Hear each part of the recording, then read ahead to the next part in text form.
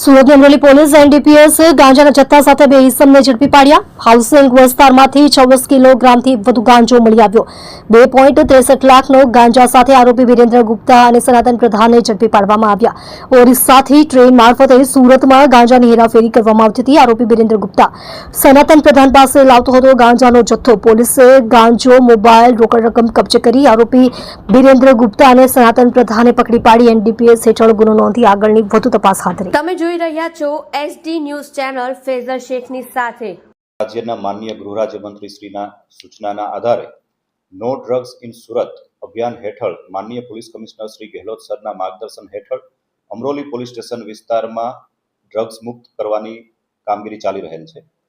બાતમીના આધારે અમરોલી પોલીસ દ્વારા ગુજરાત હાઉસિંગ બોર્ડ ખાતે રેડ કરવામાં આવેલી, જ્યાં વિરેન્દ્ર ગુપ્તા નામના વ્યક્તિના ઘરેથી 26.37 કેજી ગાંજો મળી આવેલ, જેની બજાર કિંમત 2,63,000 જેટલી થાય છે. આ ગાંજો વિરેન્દ્ર ગુપ્તા સનાતન શંકર પ્રધાન નામના વ્યક્તિના ત્યાંથી મેળવેલો. શંકર પ્રધાન મૂળ ઓરિસ્સાનો રહેવાસી છે અને ઓરિસ્સાથી ટ્રેન મારફતે આ ગાંજો લાવતો હોવાની હકીકત જણાઈ આવેલ છે. હાલમાં બંને આરોપીને એરેસ્ટ કરી લેવામાં આવેલ છે અને કાયદેસર કાર્યવાહી હાથ ધરવામાં આવેલ છે.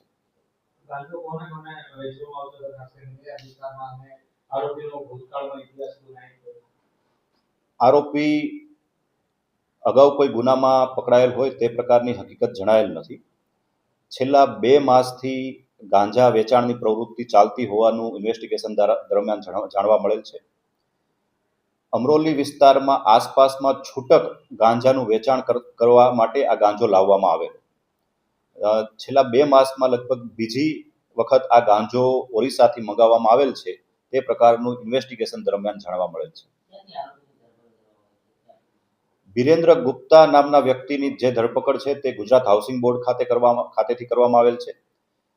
સનાતન શંકર પ્રસાદ નામનો જે વ્યક્તિ છે, જે ઓરિસ્સાનો છે, તેને પણ સુરતના જ એક વિસ્તારમાંથી પોલીસ દ્વારા હાલમાં એરેસ્ટ કરવામાં આવેલ છે.